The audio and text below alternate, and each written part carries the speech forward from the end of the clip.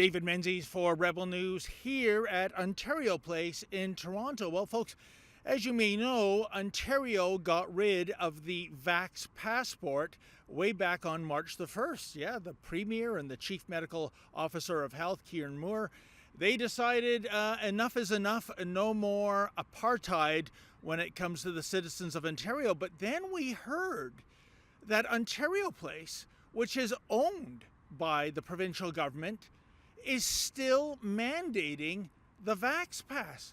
How can this be? And what's even more inexplicable is that the Ontario Science Centre, also owned by the Government of Ontario, is not mandating the Vax Pass. So it's this whole hodgepodge of rules that doesn't make sense. And my colleague Isabel and I, we bought 2 tickets to see the new Trolls movie. Oh, can't wait for that.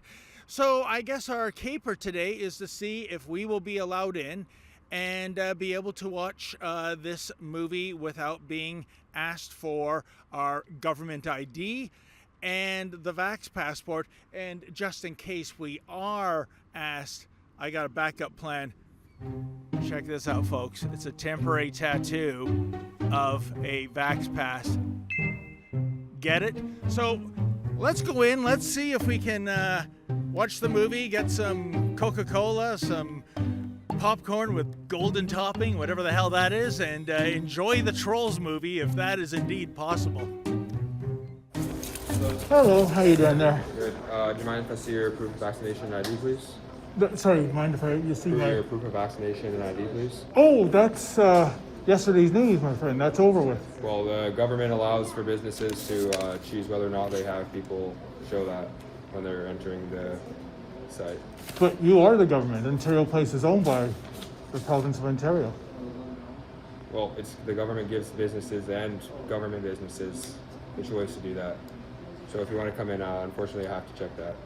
This doesn't make sense because Ontario's Chief Medical Health Officer has waived that, sir, and Premier agrees with it. Unfortunately, I'm not the person to talk to about changing the rules. That's what I was told to do, so I have to do that. I'm not trying to give you a hard time. I'm just trying to figure out.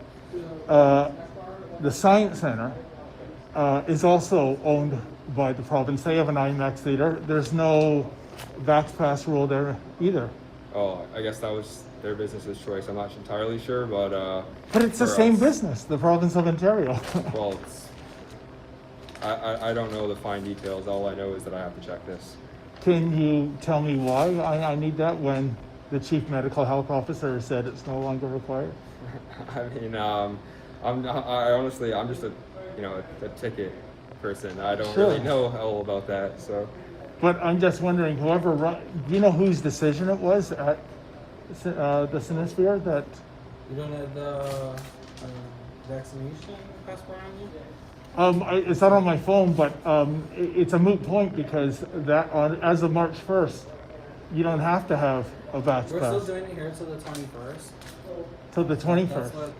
That's what is detailed for us. Sir, can you tell me why the Science Centre, which is also provincially owned, and they have an IMAX? Related to the Science Centre. You're 100% related. You're owned by the same entity. But they run 2 different businesses. It's still separate, even though it's both under the government.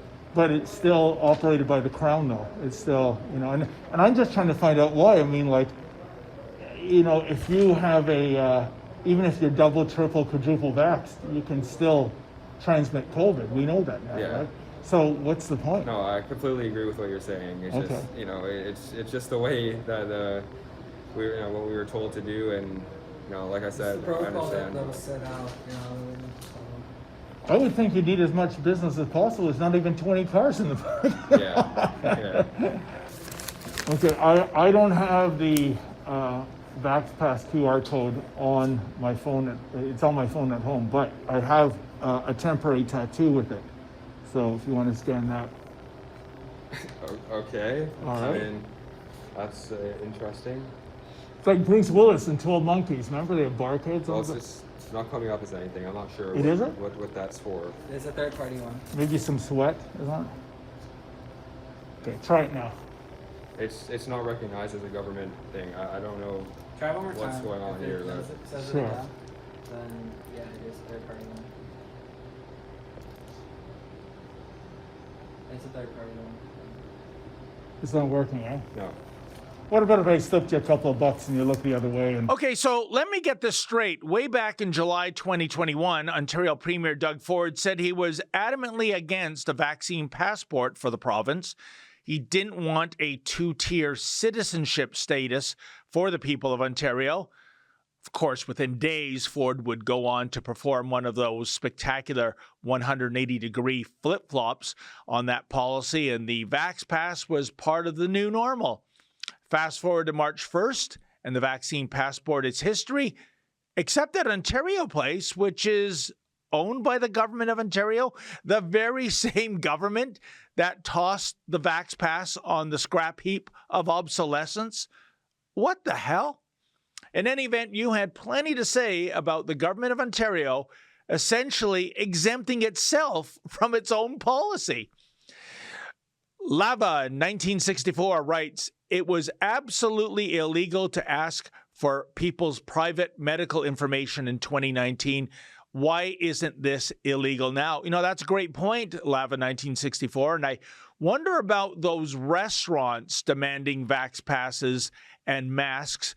What if you or I were to ask the employees about their, their sexually transmitted disease histories? Why not? They're handling our food, after all. Shouldn't we have the right to know that too? Mike S. writes, "There needs to be some kind of law that prohibits medical discrimination in Canada." Well, Mike, that's what makes the Ontario Place policy so bloody frustrating. The provincial government revoked the mandatory Vax Pass regulation on March 1st, yet Ontario Place, which is government-owned, they carry on enforcing the Vax Pass. So weird. Heidi Mountain writes, "People are done with the QR codes. The proof is the amount of cars in the parking lot." You know, that's a good point, Heidi. There were fewer than 20 people at that IMAX cinema on that day. You'd think the theater would welcome everybody back now that the restrictions are over, but no, I mean, with that amount of people in the cinema, does it even make economic sense to screen the movie in the first place? Rock On writes, "Why does the government own these venues? That's like the government owning Disneyland." You know, you're 100% correct, Rock On.